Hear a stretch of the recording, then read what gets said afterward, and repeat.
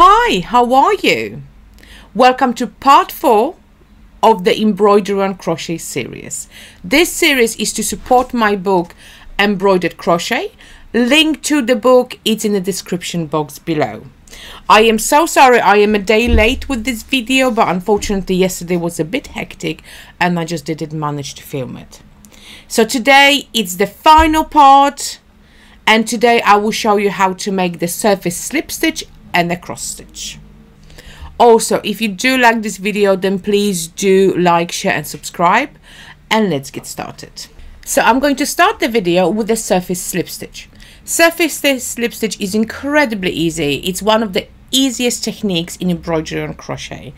In the book you will find a surface slip stitch on the meadow tapestry wall hanging, which is just here at the bottom. It has many uses.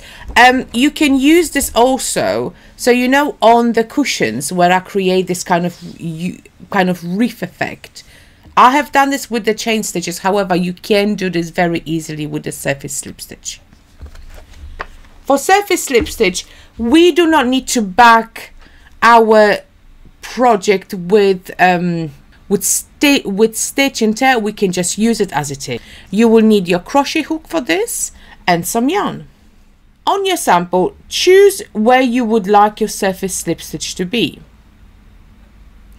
When you have chosen your position, insert your hook from front to back in between the stitches, grab your yarn and pull it through.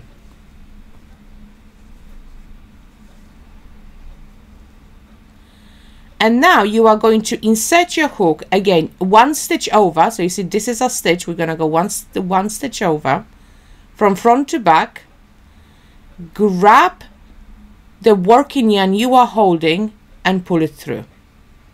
2 loops on hook, then pull this loop, then pull the first loop through the second one, and that is your first surface slip stitch. So to make another one, again one stitch over, insert your hook in between the stitches, grab your working yarn behind, so yarn around the hook, pull it to the front, and then pull the first loop through the second one. And again, one stitch over, insert your hook down, grab your yarn, and then pull it through. Down, grab your yarn, bring it out and pull it through. And you continue that on and on until your slip stitches are finished. When you are done with your slip stitch, simply cut the yarn, leaving yourself a bit of a tail, pull it through, then with your tapestry needle, feed the thread on, simply go down to your work, make sure it's nicely positioned, and then weave in the end through the stitches here. Now when you're making your surface slip stitch, make sure that you don't pull your slip stitches really tight, because obviously you don't want to pucker up your work. You can cut this off now. Okay, so that is your surface slip stitch. Incredibly simple, very effective, but one of the simplest techniques. The next technique is cross stitch. In the book you will find cross stitch on the lovely woodland bunting, and also in a birds and trees blanket. As for the surface slip stitch, we do not need to back our sample with stitch and test stabilizer, and also the cross stitch is work from chart, so you will follow the chart to create your cross stitch embroidery. UK double crochet, US single crochet creates the perfect grid for cross stitch because it creates a square. So if we look at our stitch, you see this is my stitch here. My stitch has 4 corners, so 1, 2, 3, 4, and that is the reason why it is a perfect stitch for cross stitch because all the squares are even. When you crochet the background for your cross stitch, make sure it's done on a smaller hook.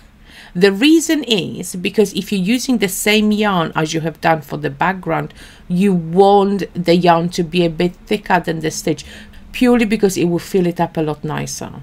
So let me show you how to cross stitch. Grab some yarn. Before we start our cross stitch, we need to choose which square we want to start on. In the charts,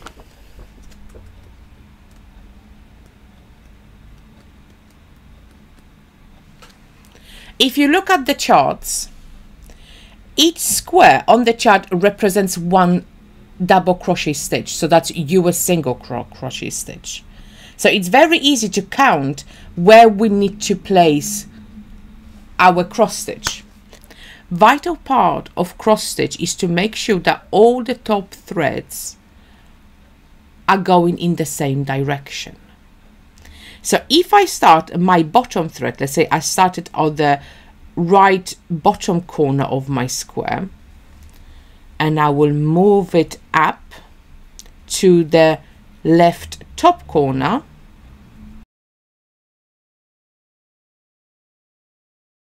so I want my top thread to go from bottom left to top right. And again, if I were to make a next one, I would start with bottom right, top left, bottom left, and top right.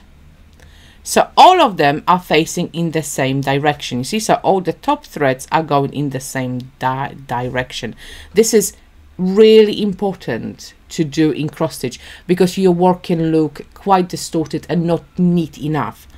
Now, I do all my squares individually because that's how I've always done it. I never change. However, the best way really to do it is do it first. Let's say we're going to do all the, sorry, my cat is really pulling the thing. First we're going to do all the bottom threads.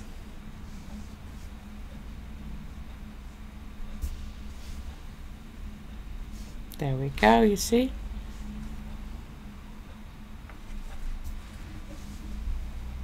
And then we will do all the top threads. So it's up to you. It's apparently a lot quicker. However, as I said, I never done it. I was always taught doing every single cross stitch individually and not in a row. However, this is, I'm sure, a lot quicker. But that's it. Genuinely, this is it. This is your cross stitch. So you follow a chart and you treat each single double crochet, your single crochet, as a square that has 4 corners, which it does obviously, and you just make sure you go in the same direction on every single stitch. Thank you so much for watching, and I really hope you enjoy every video in the series and you will help you create wonderful things from the book. Please do tag me on my Instagram. My Instagram link and Facebook links are below in the description box. And please do like, share and subscribe to the video. From next week I'm going to have a bit of knitting, so do tune in for that. I'm going to show you how to start knitting in the round from the center, and then we will move on to Tunisian crochet. So I will show you how to get started and some very nice stitches from the Tunisian crochet stitch dictionary. So thank you so much, and I see you very, very soon.